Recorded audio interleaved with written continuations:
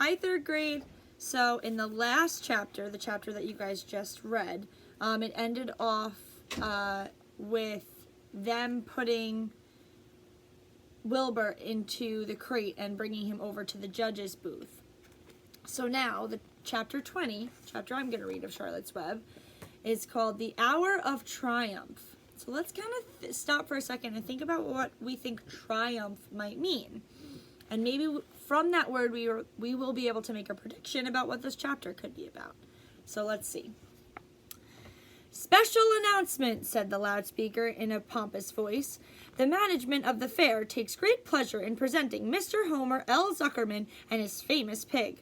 The truck bearing this extraordinary animal is now approaching the infield. Kindly stand back and give the truck room to proceed. In a few moments, the pig will be unloaded in the special judging ring in front of the grandstand where a special award will be made. Will the crowd please make way and let the truck pass? Thank you. Wilbur trembled when he heard this speech. He felt happy but dizzy. The truck crept along slowly in low speed. Crowds of people surrounded it, and Mr. Arabell had to drive very carefully in order not to run over anybody. At last, he managed to reach the judge's stand. Avery jumped out and lowered the tailgate. I'm scared to death, whispered Mr. Zuckerman. Hundreds of people are looking at us. Cheer up, replied Mrs. Arabell. This is fun. Unload your pig, please, said the loudspeaker. All together now, boys, said Mr. Zuckerman. Several men stepped forward from the crowd to help lift the crate. Avery was the busiest helper of all. Tuck your shirt in, Avery, cried Mrs. Zuckerman, and tighten your belt. Your pants are coming down. Can't you see I'm busy? Replied Avery in disgust. Look, cried Fern, pointing. There's Henry. Don't shout, Fern, said her mother, and don't point. Can't I please have some money? Asked Fern. Henry invited me to go on the Ferris wheel again, only I don't think he has any money left. He ran out of money. Mrs. Arabella opened her handbag. Here, she said, here is 40 cents. Now, don't get lost, and be back at our regular meeting place by the pig pen very soon. Fern raced off, ducking and dodging through the crowd in search of Henry. The Zuckerman pig is now being taken from his crate, boomed the voice of the loudspeaker. Stand by for an announcement. Templeton crouched under the straw in the bottom of the crate. Oh, because remember, Templeton had snuck into the crate at the end of the last chapter and nestled into the straw. So he's still in there. So Templeton crouched under the straw at the bottom of the crate. What a lot of nonsense, muttered the rat. What a lot of fuss about nothing. Over in the pig pen, silent and alone, Charlotte rested. Her two front legs embraced the egg sack. Charlotte could hear everything that was said on the loudspeaker. The words gave her courage. This was her hour of triumph. This is her hour of triumph. As Wilbur came out of the crate, the crowd clapped and cheered. Mr. Zuckerman took off his cap and bowed. Lurvy pulled his big handkerchief from his pocket and wiped the sweat from the back of his neck. Avery knelt in the dirt by Wilbur's side, busily stroking him and showing off. Mrs. Zuckerman and Mrs. Arabell stood on the running board of the truck. Ladies and gentlemen, said the loudspeaker, we now present Mr. Homer L. Zuckerman's distinguished pig. The fame of this unique animal has spread to the far corners of the earth, attracting many valuable tourists to see our great state. Many of you will recall that never-to-be-forgotten day last summer when the writing appeared mysteriously on the spider's web in Mr. Zuckerman's barn, calling the attention of all the sundry to the fact that this pig was completely out of the ordinary. This miracle has never been fully explained, although learned men have visited the Zuckerman pig pen to study and observe the phenomenon. In the last analysis, we simply know that we are dealing with supernatural forces here, and we should all feel proud and grateful. In the words of the spider's web, ladies and gentlemen, this is some pig. Wilbur blushed. He stood perfectly still and tried to look his best. This magnificent animal, continued the loudspeaker, is truly terrific. Look at him, ladies and gentlemen. Note the smoothness and whiteness of the coat. Observe the spotless skin, the healthy pink glow of ears and snout. It's the buttermilk, whispered Mrs. Arabelle to Mrs. Zuckerman. Note the general radiance of this animal. Then remember the day when the word radiant appeared clearly on the web. Whence came this mysterious writing? Not from the spider. We can rest assured of that. Spiders are very clever at weaving their webs, but needless to say, spiders cannot write. Oh, they can't they? Murmured Charlotte to herself. Ladies and gentlemen, continued the loudspeaker, I must not take any more of your valuable time. On behalf of the governors of the fair, I have the honor of awarding a special prize of $25 to Mr. Zuckerman, together with a handsome bronze medal suitably engraved, in token of our appreciation of the part played by this pig, this radiant, this terrific, this humble pig, in attracting so many visitors to our great county fair.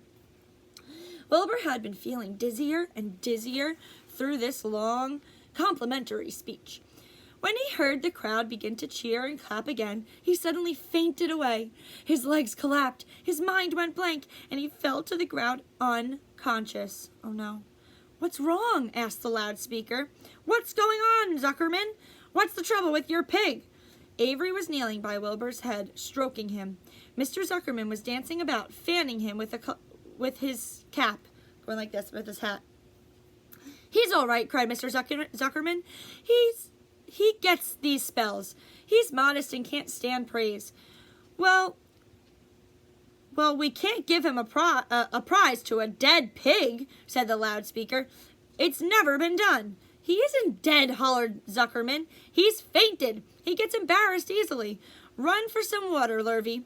Lurvy sprang from the judge's ring and disappeared. Templeton poked his head from the straw. Doop-doop. He noticed that the end of Wilbur's tail was within reach. Templeton grinned. I'll tend to this, he chuckled. He took Wilbur's tail in his mouth and bit it just as hard as he could bite. The pain revived Wilbur. In a flash, he was back on his feet. Ouch! He screamed. Hooray! Yelled the crowd. He's up! The pig's up! Good work, Zuckerman. That's some pig. Everyone was delighted. So here is Wilbur when he fainted. Mr. Zuckerman was the most pleased of all. He sighed with relief. Nobody had seen Templeton. The rat had done his work well. And now one of the judges climbed into the ring with the prizes. He handed Mr. Zuckerman 2 $10 bills and a $5 bill. Then he tied the medal around Wilbur's neck. Then he shook hands with Mr. Zuckerman, while Wilbur blushed. Avery put out his hand, and the judge shook his hands as well. The crowd cheered. A photographer took Wilbur's picture. A great feeling of happiness swept over the Zuckermans and the Arabelles. This was the greatest moment in Mr. Zuckerman's life. It is deeply satisfying to win a prize in front of a lot of people. As Wilbur was being shoved back into the crate, Lurvy came charging through the crowd carrying a pail of water. His eyes had a wild look. Without hesitating a second, he dashed the water at Wilbur. In his excitement, he missed his aim, and the water splashed all over Mr. Zuckerman and Avery. They got soaking wet. For goodness sake! Bellowed Mr. Zuckerman, who was really drenched. What ails you, Lurvy? Can't you see the pig is all right? You asked for water, said Lurvy meekly. I didn't ask for a shower bath, said Mr. Zuckerman. The crowd roared with laughter. Finally, Mr. Zuckerman had to laugh too. And of course, Avery was tickled to find himself so wet, and immediately started to act like a clown. So here is a picture of the announcer giving them the award and the photographer taking a picture. You can see there's the medal on Wilbur. This is them shaking the hands. Here's the photographer. He pretended Avery was acting like a clown. He pretended he was taking a shower bath. He made faces and danced around and rubbed imaginary soap under his armpits. Then he dried himself with an imaginary towel. "Avery, stop it," cried his mother. "Stop showing off." But the crowd loved it. Avery heard nothing but applause. He liked being a clown in a ring, with everybody watching, in front of a grandstand.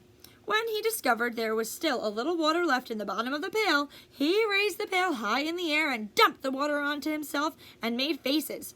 The children in the grandstand screamed with appreciation. At last things calmed down. Wilbur was loaded into the truck. Avery led from the ring by his mother and placed on the seat of the truck to dry off.